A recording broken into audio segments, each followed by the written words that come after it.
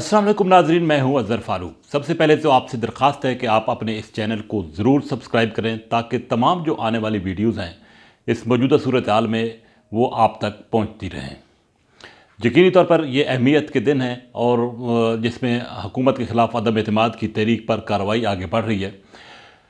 ख़बरें यह है कि हुकूमत के साथ साथ अपोजिशन ने भी अब इस्लामाबाद की तरफ मार्च करने और इस्लामाबाद में एक बहुत बड़ा जलसा करने का ऐलान कर दिया है। रात गए ये ऐलान हुआ है और मौलाना फजल रहमान ने ये ऐलान किया है कि लाखों की तादाद में लोग इस्लामाबाद की तरफ 23 मार्च को मार्च करते हुए आएंगे। उन्होंने लोगों से ये अपील की है कि वो इस्लामाबाद की तरफ बढ़ना शुरू हो जाए। पहल हुकूमत ने की है।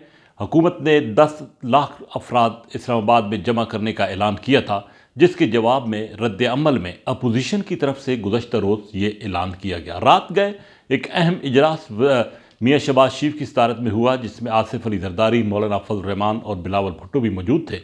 उस इजलास में ये फैसला किया गया कि हुकूमत का तोड़ करने के लिए ये ज़रूरी है कि लोगों को इस्लामाबाद में जमा किया जाए। जैसा कि आपको मालूम है कि मौलाना फजल रहमान के पास भी बहुत बड़ी स्ट्रीट पावर है और वो अब कारकुनों को इस हवाले से दावत दे चुके हैं। पीडीएम के प्लेटफॉर्म से ये लॉन्ग मार्च होगा और इस्लामाबाद में शरह दस्तूर पर जलसा होगा, जबकि दूसरी तरफ पीपल्स पार्टी और एएनपी समेत पीडीएम से बाहर की जो जमातें हैं उन्होंने भी हमायत करने का फैसला किया है। एक बहुत बड़ी कशीदगी का खदशा है इस्लामाबाद में 23 मार्च के बाद, क्योंकि 27 मार्च को पाकिस्तान तहरीक इंसाफ ने भी इस्लामाबाद में जलसा करने का ऐलान कर रखा है। अपोजिशन का ये कहना है कि हुकूमत को ये नहीं चाहिए था कि वो अपोजिशन अपना जमहूरी हक इस्तेमाल कर रही है। अदम एतमाद की तहरीक के हवाले से अपोजिशन को ये जलसा नहीं करना चाहिए था। पहल हुकूमत को ये जलसा नहीं करना चाहिए था, पहल हुकूमत ने की है। अब देखना यह है कि इस्लामाबाद की सूरत हाल क्या होती है, लेकिन मार्च का आखिरी हफ्ता इस्लामाबाद के लिए और पाकिस्तान के लिए इंतहाई अहमियत का हामिल है, क्योंकि अदम एतमाद की तहरीक पर कार्रवाई भी 23 मार्च के बाद अब होने जा रही है। कौमी असम्बली का इजलास कहा यह जा रहा है कि 21 मार्च को होगा, जो कि मुलतवी किया जाएगा 3-4 रोज़ के लिए और उसके बाद अदम एतमाद की कार्रवाई शुरू होगी। दूसरी तरफ हुकूमत और अपोजिशन अपनी अपनी कोशिशें कर रहे हैं। वज़ीर-ए-आज़म इमरान खान अब मैदान में आ चुके हैं। गुज़श्ता रोज़ उन्होंने पार्लियामेंट लॉजेस का दौरा किया, वहाँ पर अपनी इत्तेहादी जमातों बलूचिस्तान अवामी पार्टी और जीडीए के रहनुमाओं और अरकान पार्लियामेंट के साथ मुलाकातें की हैं। कहा यह जा रहा है कि बलूचिस्तान अवामी पार्टी की तरफ से वज़ीर-ए-आज़म को कोई ख़ास रद्द-ए-अमल या जवाब नहीं दिया गया और यही सूरत हाल जीडीए की तरफ से भी है। जीडीए जो है उसके अरकान तकसीम है। कहा यह जा रहा है कि कुछ अपोजिशन के साथ जा रहे हैं और कुछ वज़ीर-ए-आज़म इमरान खान का साथ देंगे। दूसरी तरफ वज़ीर-ए-आज़म की दो बड़ी जमातें, इत्तेहादी जमातें मुस्लिम लीग काफ और MQM, उन्होंने भी अभी तक वाज़ेह ऐलान तो नहीं किया, लेकिन ये दोनों जमातें फ़ैसला कर चुकी हैं। गुज़श्ता रोज़ MQM की मुलाकात पीपल्स पार्टी की क़यादत के साथ हो गई है और मुकम्मल तौर पर तमाम इशूज़ पर इत्तेफाक हो चुका है। MQM को सिंध में अकोमोडेट किया जाएगा, गवर्नरशिप दी जाएगी और इसके साथ साथ मरकज़ में भी वजारतें मिलेंगी। MQM पीपल्स पार्टी की क़यादत को मिलने के बाद मुस्लिम लीग काफ की क़यादत से मिली है और मुस्लिम लीग काफ की क़यादत के साथ भी तमाम तर इश्यूज़ जो है वो डिस्कस की हैं और तय कर लिए गए हैं। खबर यह है कि हुकूमत की इत्तेहादी जमातों और अपोजिशन ने मिलकर एक रोड मैप मुस्तकबिल के हवाले से तैयार कर ली है। अगरचे हुकूमत को ये इम्कान था या हुकूमत को ये यकीन था कि उसके इत्तेहादी कहीं नहीं जा रहे, लेकिन इस वक्त तक की इतलात यह है कि हुकूमत के इत्तेहादी हुकूमत के हाथ से निकल चुके हैं और जल्द ही इस हवाले से बाज़ाब्ता अनाउंसमेंट की जाएगी। कहा यह भी जा रहा है कि हुकूमत के इत्तेहादियों को कहा जा रहा है कि 23 मार्च के बाद वो अपना ऐलान करें, क्योंकि अभी अगर हुकूमत के इत्तेहादी ऐलान करते हैं तो 23 मार्च की परेड और उससे पहले जो एक बहुत बड़ा इवेंट होने जा रहा है इस्लामाबाद में, OIC वज़ीर ख़ारजा कॉन्फ्रेंस, वो डिस्टर्ब हो सकती है। क्योंकि अगर हुकूमत के इत्तेहादी हुकूमत से अलहदगी का इख्तियार करते हैं तो वज़ीर-ए-आज़म इमरान खान ऐवान में अपनी अददी अक्सरियत खो देंगे। अगर वो अददी अक्सरियत खो देंगे तो ये हुकूमत जो है वो फौरी तौर पर डावाडोल हो जाएगी। दूसरी तरफ ये भी कोशिश की जा रही है कि एक मरतबा फिर वज़ीर-ए-आज़म इमरान खान की सतह पर मुस्लिम लीग काफ और MQM के साथ राब्ते जो हैं वो बहाल किए जाएँ और वो बराह रास्त खुद मुलाकातें करें। ये मुलाकातें तय कराने की कोशिश की जा रही है, लेकिन ये भी कहा जा रहा है कि मामलात अब बहुत आगे बढ़ चुके हैं, क्योंकि हुकूमत की ये दोनों इत्तेहादी जमातें अब आगे बढ़कर अपोजिशन के साथ मामलात तय कर चुकी हैं। सियासत में कुछ भी हो सकता है, कुछ भी किया जा सकता है और आखिरी लम्हात तक ये कोशिश जो है वो जारी रहेंगी। लेकिन अब एक नया जो रोड मैप तैयार हुआ है हुकूमत, अपोजिशन और हुकूमती इत्तेहादियों के दरमियान, वो ये है कि नया सेटअप उस वक्त तक चलेगा जब तक कि मुख्तलिफ इस्लाहात नहीं की जाती। इस्लाहात कौन सी हैं? एक मुआशी इस्लाहात हैं, एक नैब इस्लाहात हैं और इसके साथ साथ इलेक्शन इस्लाहात हैं। ये 3 इस्लाहात आने वाले सेटअप में करने का फ़ैसला हुआ है। जो ही ये इस्लाहात हो जाएंगी तो उसके फ़ौरी बाद इंतखाबात की तरफ रुजू किया जाएगा।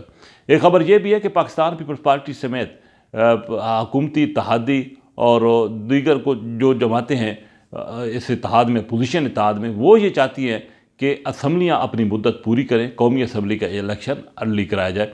लेकिन इस पर इत्तेफाक हो चुका है कि जो ही इस्लाहात हो जाएंगी तो उसके बाद फौरी इंतखाबात की तरफ जाया जाएगा।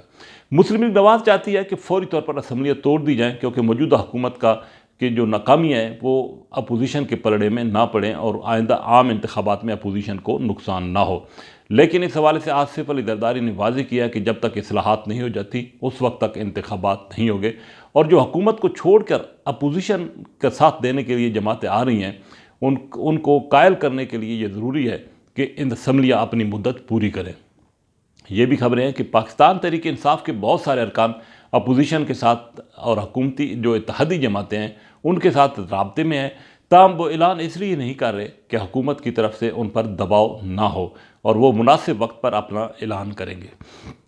अब देखना यह है कि हुकूमत भी दावे तो यही कर रही है कि अपोजिशन के उसके साथ राब्ते हैं, लेकिन एक बात बिल्कुल तय है कि हुकूमत को इस वक्त ऐवान में अददी अक्सरियत नहीं है। अगर अददी अक्सरियत हुकूमत के पास होती, यानी कि 172 अरकान होते, तो हुकूमत फौरी तौर पर कौमी असम्बली का इजलास बुलाकर इस तहरीक अदम इत्तेमाद को उड़ा सकती थी। लेकिन हुकूमत अभी तक कौमी असम्बली का इजलास कॉल नहीं कर रही। उसकी बुनियादी वजह यही है कि हुकूमत के पास इस वक्त अददी अक्सरियत नहीं है और हुकूमत को ये भी बावर हो चुका है कि हुकूमत के इत्तेहादी उसका साथ छोड़ चुके हैं। यही वजह है कि असद उमर ने वादे किया है कि अगर अदम एतमाद की तहरीक कामयाब ना हुई तो वज़ीर आज़म इमरान खान 2/3 अक्सरियत लेकर सामने आ सकते हैं। लेकिन खबर यह भी है कि वज़ीर आज़म का रास्ता रोकने के लिए एक बड़े पैमाने पर इक़दाम किए गए हैं ताकि मुस्तक़बिल में पाकिस्तान तहरीक इंसाफ इस क़ुव्वत के साथ ऐवान में ना है।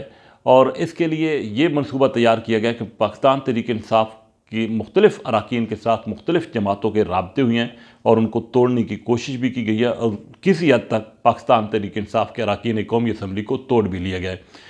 टिकटों के लारे लगाए गए हैं पाकिस्तान मुस्लिम लीग नवाज़ की तरफ से कुछ अरकान को, पीपल्स पार्टी की तरफ से और जमीयत उलमाए इस्लाम की तरफ से भी PTI के कुछ अरकान को टिकटों के लारे लगाए गए हैं और उनको यकीन दहानियाँ कराई गई हैं। खेल जो है अब आहिस्ता आहिस्ता आगे भी बढ़ रहा है और दिलचस्प मरहले में दाखिल हो रहा है और मार्च का आखिरी हफ्ता इसमें फ़ैसला कुन होगा।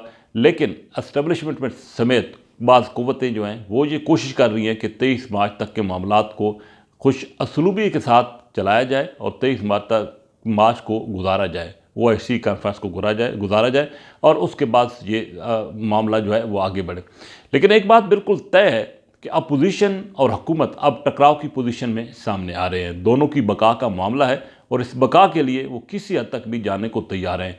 इसमें अब किरदार होगा न्यूट्रल अंपायर का और न्यूट्रल अंपायर इस वक्त तक बिल्कुल न्यूट्रल है, किसी किस्म की कोई मुदाखलत नहीं हो रही है। यही वजह है कि मामलात यहाँ तक पहुँच चुके हैं और कभी इम्कान यही है कि GDA के हुकूमत की इत्तेहादी और अपोजिशन की जो जमातें हैं जो कि एक प्लेटफार्म पर आ चुकी हैं, जो कि एक रोड मैप जो है वो तैयार कर चुकी हैं, वो अब किस वक्त अनाउंसमेंट करती हैं। लेकिन कहा यह जा रहा है कि 23 मार्च के बाद बाज़ाब्ता तौर पर हुकूमत की इत्तेहादी जमातें छोड़ देंगी वज़ीर आज़म इमरान खान को।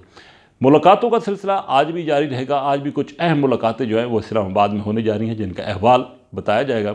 लेकिन हालात सियासी तौर पर कुछ ठीक नहीं है और जिस तरफ हालात बढ़ रहे हैं उसका इम्कान ये भी है कि जमहूरियत को भी यकीनी तौर पर ख़तरात लाक हो सकते हैं अगर इदराक का मुज़ाहरा ना किया गया। आने वाले दिनों में यकीनी तौर पर कुछ अहम डेवलपमेंट्स भी होंगी जिनके हवाले से बताया जाएगा। लेकिन इस वक्त जो नज़रें हैं वो सारी मुस्लिम लीग काफ और MQM, बलूचिस्तान अवामी पार्टी और GDA पर हैं। ये चारों जमातें फ़ैसला कर चुकी हैं कि वो अपोजिशन के साथ जाएंगी और मुश्तरका तौर पर प्रेस कॉन्फ्रेंस की जाएगी। प्रेस कॉन्फ्रेंस में आसिफ अली जरदारी मियाँ शहबाज शरीफ, मौलाना फजल रहमान भी शामिल होंगे और ये एक प्लेटफॉर्म पर बैठकर ये प्रेस कॉन्फ्रेंस होगी। इस हवाले से भी मामला तय हो चुके हैं। सियासत में कुछ भी हो सकता है।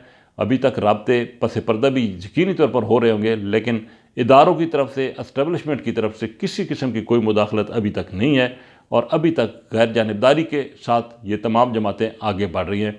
लेकिन असूली तौर पर यह फ़ैसला तकरीबन हो चुका है कि वज़ीर-ए-आज़म इमरान खान की मुश्किलात में मज़ीद इजाफ़ा किया जाएगा, उनको फ़ारिग किया जाएगा और उनकी जगह एक नया सेटअप जो है वो तश्कील दिया जाएगा।